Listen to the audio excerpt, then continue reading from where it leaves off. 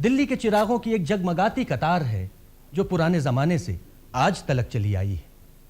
दिल्ली के चिरागों का जिक्र चलते ही आज सबसे पहले हमें बेसाख्ता सरदार खुशवंत सिंह का ख्याल आता। 80 वर्षीय खुशवंत सिंह ने 20वीं सदी की दिल्ली को अपनी आंखों के सामने बनते, बसते और बदलते देखा है। मुझे अब दिल्ली में रहते हुए 75 साल हो गए।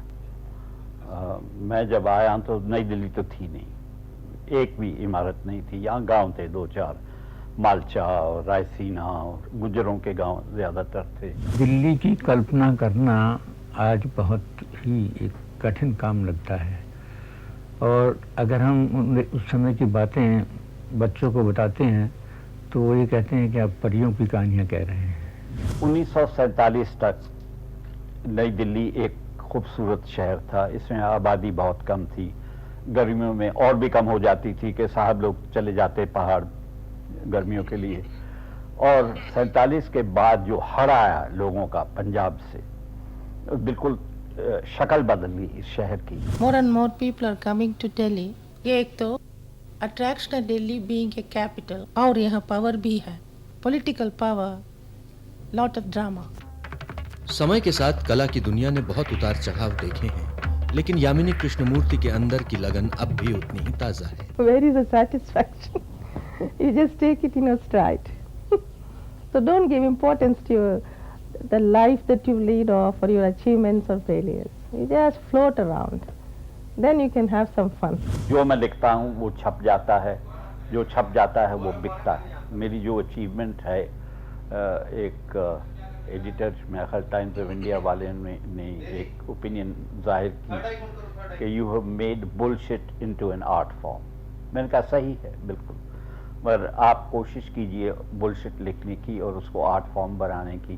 पोस्टमार्टम्स एक डिसीजंस के करने बड़े आसान होते हैं, नहीं ये होना चाहिए था, लेकिन उस स्थिति में मैंने क्या अपनी पूरी समझदारी से डिसीजंस ली? अगर मैंने ली तो दूसरा तरीका जो सोचने का होता है उसको कंट्रोवर्सी कहते हैं। कंट्रोवर्सी अवॉइड करने का बेस्ट तरीका है कोई डिसीजंस ही नहीं लो, वो मेरा कर्तव्य नहीं है। किरण बेदी का नाम उन गिने चुने सरकारी अधिकारियों में शामिल है जो लीक से हटकर चलने के लिए मशहूर हैं। चाहे नशीली दवाओं की रोकथाम का मामला हो, या कानून और व्यवस्था बनाए रखने की समस्या, या फिर जेल में बंद कैदियों का मसला। जब से जन्म मेरा हुआ, कान ने और आँख ने सिर्फ घुंघरू सुना देखा, और वही कारण था कि मैं तालीम खाने में भाग के जाता था और बैठ के तबला ऐसा पीटता था। बजाना तो नहीं आता था, मगर लय में मैं तबला पीटता था। तो मतलब अंदर तो मतलब जो सींचना हुआ, जिसको सींचना कहते, तो ये पेड़ जो है बैठा है सामने, ये सींचा ही गया घुंघरुओं से, स्वरों से, ताल से। आज बिरजू महाराज दिल्ली के कथक कला केंद्र में नृत्य के नए नए आयाम खोजने का प्रयास कर रहे हैं। अभी जैसे कि नृत्य नाटिकाएं होने लगी, उसमें अभी हम लोग क्या करते हैं कि स्त्री का पात्र जो रोल है स्त्री कर लेती और पुरुष पुरुष का कर लेता है, लेकिन उसमें एक गुण की बात होती थी कि कृष्ण ने कंकड़ी उठाई और मारी, मारते ही जो रिएक्शन था वो बाएं अंग पे पड़ा राधा के, तो मारते यूं हैं और एकदम से उसको महसूस करते हैं कि चोट लगी।